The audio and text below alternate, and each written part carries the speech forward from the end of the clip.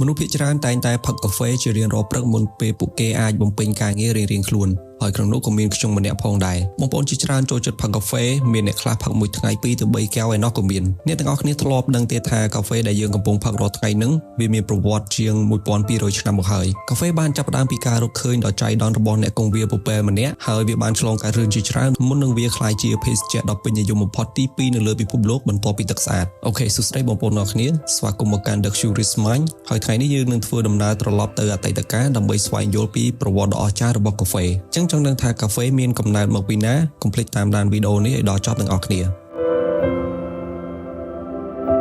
ប្រវត្តិរបស់កាហ្វេបានចាប់ផ្ដើមនៅប្រទេសអេត្យូពីនៅក្នុងអំឡុងសតវត្សទី9វាមិនមានឯកសារផ្លូវការណាដើម្បីបញ្ជាក់ឲ្យច្បាស់ថាអ្នកណាជាអ្នកដែលបានរកឃើញដើមកាហ្វេជាលើកដំបូងឬអ្នកណាជាអ្នកបង្កើតកាហ្វេជាភេសជ្ជៈដែលយើងស្គាល់សពថ្ងៃនេះទេប៉ុន្តែយោងតាមរឿងព្រេងនិទានមួយកាហ្វេត្រូវបានរកឃើញដោយអ្នកគង្វាលពពែម្នាក់ឈ្មោះ Kaldi ថ្ងៃមួយ Kaldi សង្កេតឃើញថាពពែរបស់គាត់មានអាកប្បកិរិយាចម្លែកចម្លែកបន្ទាប់ពីបានស៊ីផ្លែពណ៌ក្រហមពីដើមឈើមួយពពែទាំងនោះរត់លោតមានថាមពលខ្លាំងនិងមិនព្រមដេកសោះនៅពេលយប់ឃើញដូច្នោះដោយការចង់ដឹង Kaldi ក៏បានសាកល្បងហូបផ្លែនោះខ្លួនឯងដែរបន្ទាប់មកគាត់ក៏មានអារម្មណ៍ថាស្រស់ស្រាយខុសធម្មតាក្រោយមកគាត់ក៏បានយកផ្លែនោះទៅប្រគេនព្រះសង្ឃនៅក្នុងវត្តដំបូងព្រះសង្ឃចាត់ទុកផ្លែនោះថាជាផ្លែស្នាដៃអារក្សហើយបានបោះផ្លែនោះចោលចូលទៅក្នុងភ្លើងប៉ុន្តែបន្ទាប់ពីគ្រាប់កាហ្វេត្រូវភ្លើងវាបានបញ្ចេញក្លិនក្រអូបឈ្ងុយអស្ចារ្យសាយភាយពេញទីនោះបន្ទាប់មកលោកក៏បានបញ្ជាឲ្យយកគ្រាប់ដែលដុតរួចនោះទៅដាក់ជាមួយនឹងទឹកក្តៅដើម្បីរក្សាក្លិនវាបន្ទាប់ពីបានសាកទឹកក្តៅលាយកាហ្វេដុតនោះហើយលោកមានអារម្មណ៍ថា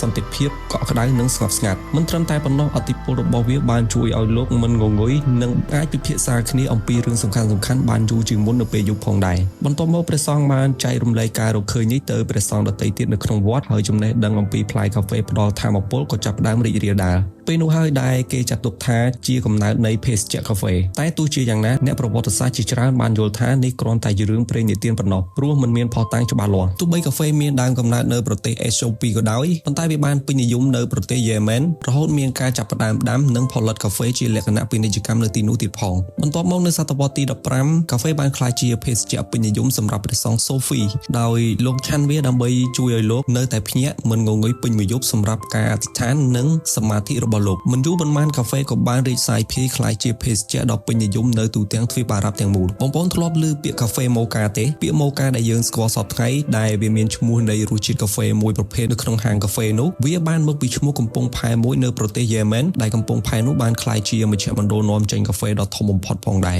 នៅសតវត្សទី16ហាងកាហ្វេដំបូងគេត្រូវបានបើកនៅទីក្រុងម៉េកា ខៃរ៉ូនិងអ៊ីស្តាប៊ូលមនុស្សមកទីនេះដើម្បីផឹកកាហ្វេអានសៀវភៅលេងអុកពិភាក្សារឿងនយោបាយនិងជួបជុំមិត្តភ័ក្តិហើយហាងកាហ្វេត្រូវបានគេហៅថាសាលារៀនរបស់អ្នកប្រាជ្ញព្រោះវាជាកន្លែងដែលគំនិតថ្មីៗត្រូវបានចែករំលែកហើយបច្ចុប្បន្នហាងកាហ្វេក៏ជាកន្លែងសម្រាប់អ្នកធ្វើការសិស្សសាលាធ្វើលំហាត់ឬកិច្ចការផ្ទះហើយក៏ជាកន្លែងកម្សាន្តនៅថ្ងៃចុងសប្តាហ៍ផងដែរដោយហាងកាហ្វេខ្លះបើកផ្សារភ្ជាប់ជាមួយនឹងធម្មជាតិនិងកន្លែងកម្សាន្តនៅដើមសតវត្សទី15កាហ្វេក៏ធ្លាប់ត្រូវបានគេហាមឃាត់ផងដែរកាហ្វេមិនតែងតែត្រូវបានគេស្វាគមន៍នោះទេនៅឆ្នាំ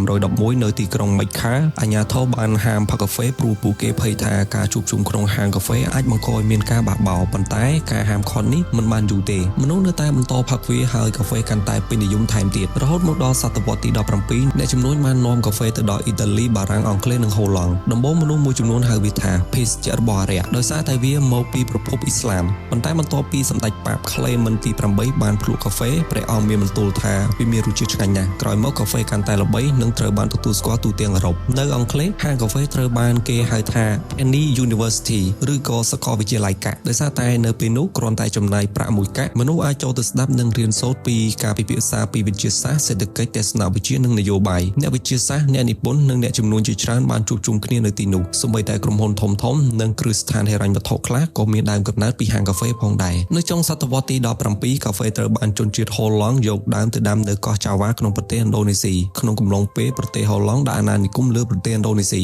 បារាំងបានយកទៅតំបន់ Caribbean ប៉ូទុយហ្គាល់បានយកទៅដាំនៅប្រទេសប្រេស៊ីលក្រ ក្រោយមកប្រេស៊ីលក៏បានក្លាយជាប្រទេសផលិតកាហ្វេធំបំផុតលើលោកហើយនៅតែរក្សាតំណែងរហូតដល់សព្វថ្ងៃនេះនៅសតវត្សទី20ការផលិតកាហ្វេបានអភិវឌ្ឍយ៉ាងឆាប់រហ័សកាហ្វេ Instant ត្រូវបានបង្កើតឡើងបន្ទាប់មកម៉ាស៊ីន Espresso បានធ្វើឲ្យកំណើតភេសជ្ជៈដូចជា Cappuccino, Latte, Americano, Macchiato និងភេសជ្ជៈជាច្រើនទៀតសប្តាហ៍ថ្ងៃកាហ្វេត្រូវបានដាំក្នុងប្រទេសជាង70នៅលើពិភពលោកក្នុងនោះក៏មានប្រទេសកម្ពុជាយើងផងដែរហើយប្រទេសដែលនាំចេញកាហ្វេច្រើនជាងគេគឺប្រទេសប្រេស៊ីលដែលបានកាន់កាប់ចំណាត់ថ្នាក់លេខរៀងទី1វៀតណាមលេខ2និងឥណ្ឌូនេស៊ីនៅលេខរៀងទី3មនុស្សរាប់រយលានអ្នកពឹងផ្អែកលើឧស្សាហកម្មកាហ្វេសម្រាប់ជីវភាពរស់នៅហើយជារៀងរាល់ថ្ងៃមានកាហ្វេជាង 2000 លានពែងត្រូវបានផឹកដោយមនុស្សជុំវិញពិភពលោកកាហ្វេបានក្លាយជាវប្បធម៌មួយដែលភ្ជាប់មនុស្សទូទាំងពិភពលោកមិនថាការជួបជុំមិត្តភ័ក្តិការប្រជុំការងារសិក្សាឬការសម្រាកលំហែឡើយកាហ្វេតែងតែជាផ្នែកមួយនៃជីវិតប្រចាំថ្ងៃកាហ្វេគឺជាទំនិញដែលបានជួញដូរច្រើនជាងគេមួយនៅក្នុងពិភពលោកហើយជាញឹកញាប់ត្រូវបានរាប់ថាជាទំនិញធំបន្ទាប់ពីប្រេងឆៅ